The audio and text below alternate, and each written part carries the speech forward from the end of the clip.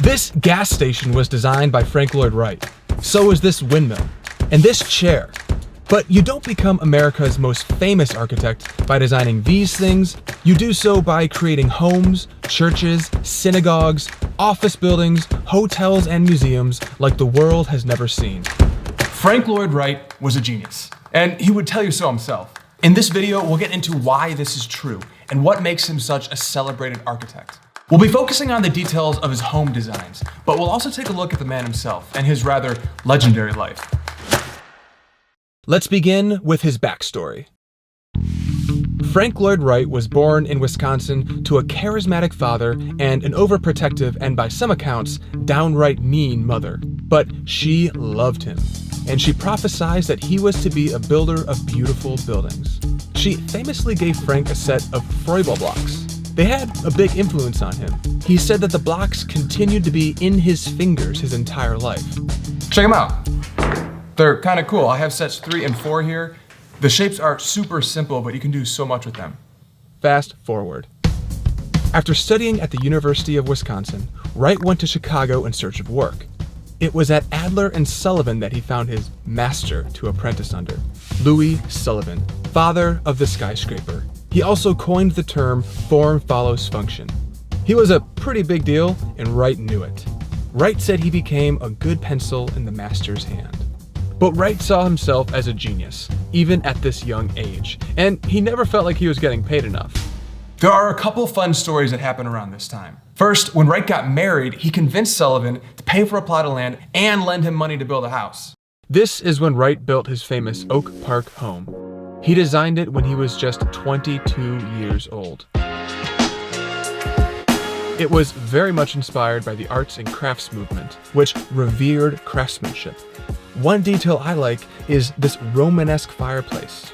Fireplaces are important in all Wright's homes, but what's special about this one is the motto written above. Truth is life. Good friend, around these hearthstones speak no evil word of any creature. This large room with its barrel-vaulted ceiling was a playroom for his 6 children. Check out the large skylight and storybook mural, which helped make the room more playful. Wright experimented with this house over many years. Maybe unsurprisingly, the studio portion grew to become much larger than the house itself. The other cool story, Wright built a bunch of bootleg homes during this time.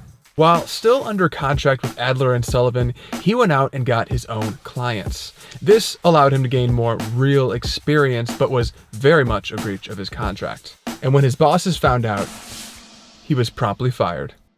So Wright is now on his own. He gets an office in Chicago and quickly gains a reputation. At this point, he's mostly designing homes, and here are a couple great examples. The Hertley House. I'm in love with this house. First thing you probably notice, it is very long, very horizontal. This is a key attribute of the prairie style in which Wright is famous for. The prairie style is uniquely American. The homes are meant to echo the flat Midwestern prairie.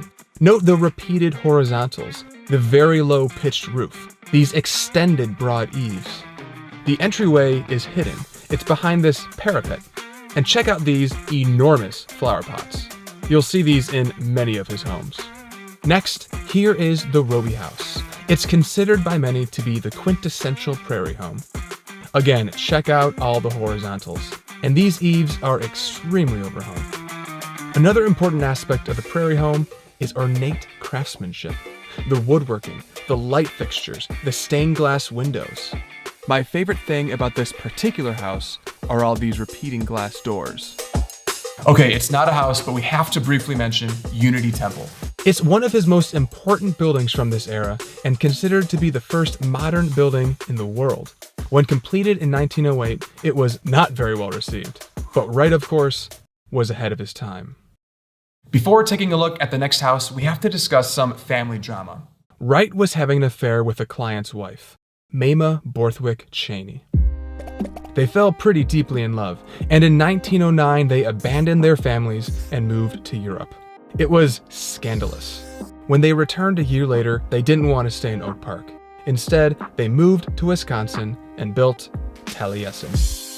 To me, this is the most significant home Wright ever builds. It was his home for decades, and the events that unfolded there, the good and the bad, would shape his life forever. Taliesin is a house built not on a hill, but of the hill. It is very much in prairie style. The house was built using local materials, seeking fellowship with surroundings. The interior of the house is pretty stunning. It's been referred to as one of the greatest domestic spaces in America. Here's the studio in which he would design some of his most famous buildings. In 1914, an unthinkable tragedy happened. Wright was in Chicago, working on the Midway Gardens. Mama, her children, and others on Wright's staff were at Taliesin. On a seemingly regular day at lunchtime, a disgruntled worker, hired by Wright to be the chef, grabbed a hatchet and brutally murdered Mama and her 2 children. He then set the house on fire, continued his attack, and killed 4 more. I can't imagine the heartbreak. It was only work that could save Wright from his grief. He said, "In action there is release from anguish of mind," and he rebuilt Taliesin greater than before. One project that helped distract Wright around this time was his largest commission to date, the Imperial Hotel in Tokyo. The hotel famously survived an earthquake in 1923, and his client thanked him for his genius design. Next, let's head to California to check out some very different looking houses. This is the Great Hollyhock House. The theme here has been called Mayan Revival. You can see some similarities comparing it to temples in Palenque, an old Mayan city in southern Mexico. The house is built around a central courtyard, opening up into a little amphitheater and fountain. What's with the name? His client loved the hollyhock flower. Wright designed an abstracted hollyhock and used the motif throughout the entire house. The living room really steals the show. This fireplace, it has a moat. And these here, they're called torchères. They're basically just tall lamps, but they're supposed to help connect you to the high ceiling. In the dining room, you gotta see these chairs. You can see the hollyhock and Mayan design here, but also note how it looks like a spine. Wright was a fan of good posture. The chairs have only 3 legs, which kind of forces you to keep 2 feet on the floor and sit straight up. Next, let's do 4 LA area houses at once. The Millard House, the Storer House, the Freeman House, and the Ennis House. They're known as Wright's textile block houses. Check out the geometric concrete blocks in which they were made. Each home had its own pattern. These houses continued this Mayan revival look, and the idea was that by building with blocks, you could greatly cut down the price of a home. The textile houses are strikingly different than anything he had done before, but still epically beautiful. Now, it's time to move on to Wright's most famous design, Falling Water. An hour outside Pittsburgh, it's one of the most famous homes in the US, maybe even the world. At this point, Wright has had a long career, but he's considered by many to be out of touch. With Falling Water, he taps into all his past experience, builds something in line with the prairie style, note the repeating horizontal lines, but also entirely new. I mean, it's on a waterfall.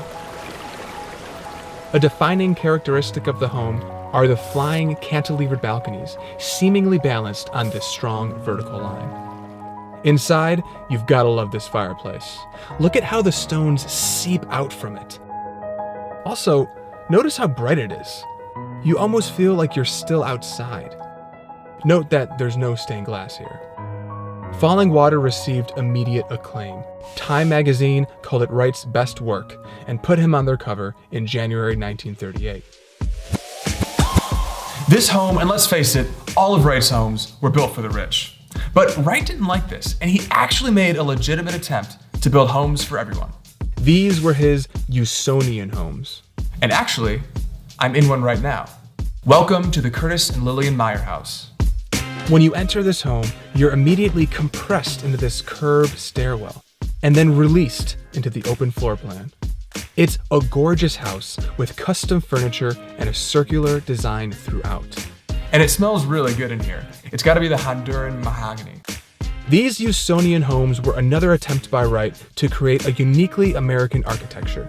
Around 60 of them were made, They vary greatly in design and size, but still, you can feel Wright's hand in each one. Finally, let's end on Taliesin West, his Arizona home for the later part of his life. The home was mostly built by students in his fellowship program, and it evolved over many years. Once again, integration into the local landscape is key. Check out the masonry. These are local desert rocks collected nearby. I love how this rock here is on display at the entrance like a prized sculpture. Natural light was essential to the design. Here's the sun-drenched garden room. And here it is from outside. It's been said that you feel woven into the desert landscape when you walk on these grounds. Doing research for this, it became abundantly clear to me why Frank Lloyd Wright is America's most famous architect. And we were just looking at his houses. We didn't talk about the Johnson Wax building with its tall lily pad columns. We didn't discuss the Guggenheim Museum, which allows museum goers to flow down its slanted ramp. Oh, and he had plans for a mile-high skyscraper. It was never made, but it looks very similar to this building, doesn't it?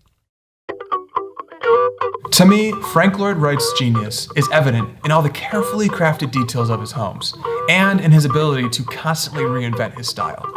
I don't have plans to become an architect, but getting to know Frank Lloyd Wright has helped me appreciate home design, and inspired me to create a more beautiful home.